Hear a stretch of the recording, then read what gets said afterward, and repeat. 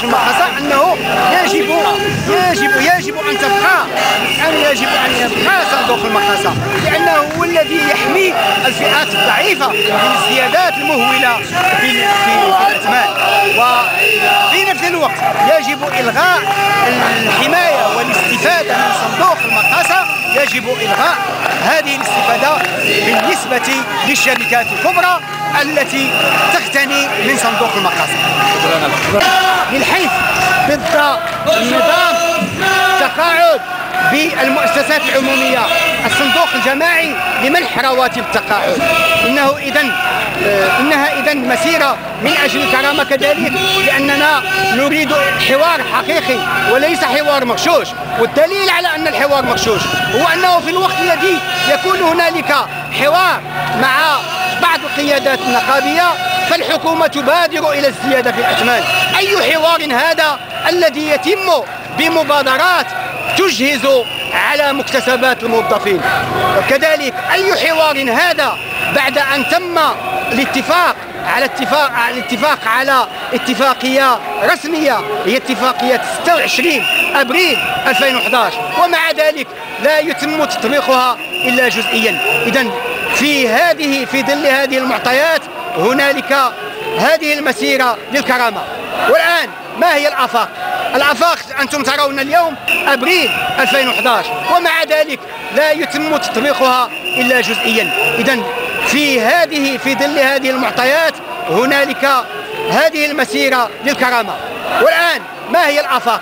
الآفاق أنتم ترون اليوم أن الاتحاد النقابي للموظفين تحدى كل شيء ونزل بمفرده في هذه المعركة، لكننا ندرك وبكل تواضع أننا في الاتحاد النقابي للموظفين لن نتمكن بمفردنا في مواجهة وفي التصدي إلى غول الغلاء وللتصدي إلى غول الإجهاد على مكتسبات الموظفين والموظفات. ولهذا سنقوم بكل المجهودات نحن كاتحاد نقابي للموظفين مرتبط بالاتحاد المغربي للشغل من أجل أن تساهم كل النقابات المناضلة في النضال الوحدوي من أجل حقوق الموظفين والموظفات.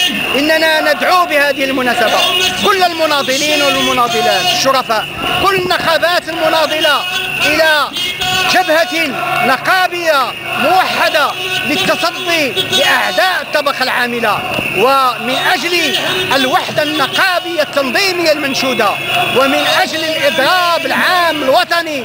وهذا الإضراب العام الوطني هو الكفيل بردع الحكومة، وهو الكفيل بجعلها تحترم حقوق ومكتسبات الأجراء، وهو الكفيل بضمان الكرامة، والكرامة هو عنوان هذه المسيرة الشريفة إلى إصلاح.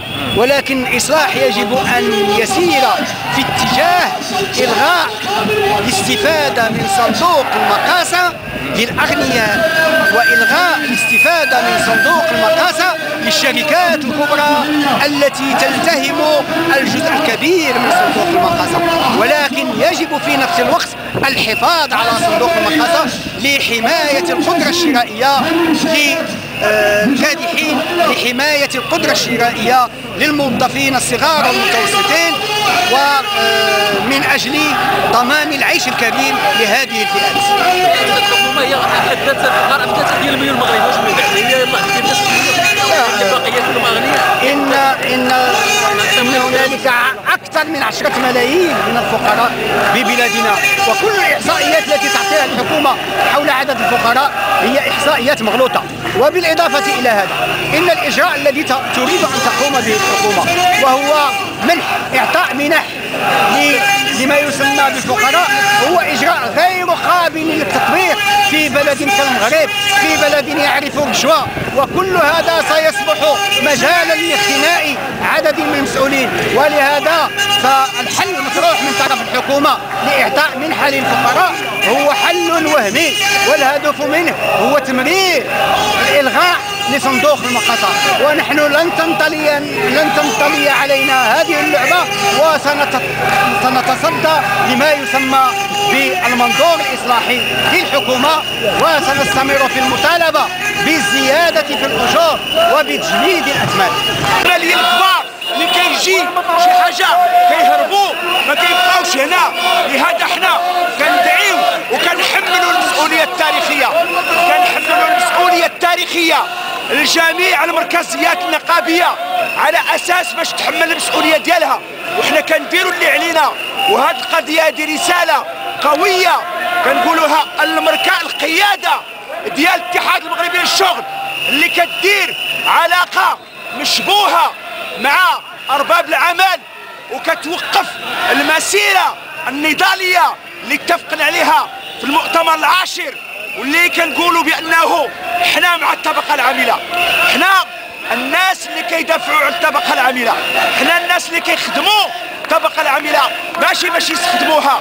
ما يمكن ليناش نسمحوا من هنا فصاعدا باش تكون قياده اللي عندها طوموبيل 70 مليون، ما يمكن ليناش نسمحوا في هذا الوقت باش ان قيادات اللي عندها دي زونتربريز، ما يمكن ليناش نسمحوا بقيادات اللي كتاكل واحد الوجبه غذائيه 5 سميك ولا 6 سميك، واللي كتلبس سنتوره ديال 20 سميك.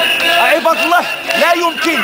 اذا حنا كنقولوا راهم مسؤولين على داكشي اللي غيوقع في هذه البلاد، وانهم هما خصهم يحلوا المشكل وينزلوا على اساس باش هذه المساله تحل. ثم كذلك بعدوا علينا بركه بالنسبه للكادحين، بركه بالنسبه للفئات المتوسطه. سيروا شوفوا الناس اللي كيستافدوا من البحور، سيروا شوفوا الناس اللي كيشتوا من الرمال، سيروا شوفوا الناس الكبار اللي ما كيخلصوش الضرائب.